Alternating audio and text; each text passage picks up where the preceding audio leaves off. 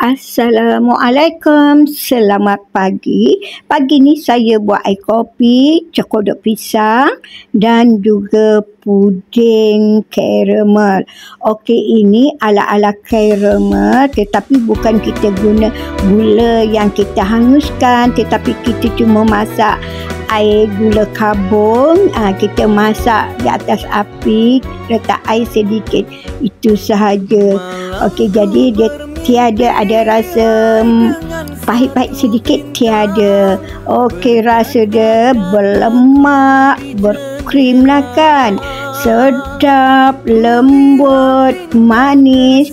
Siapa yang tak suka manis boleh kurangkan kandungan gula dalam puding tu. Okey, kawan-kawan, nak resepi dia, tunggu video penuh yang akan saya post, insyaAllah.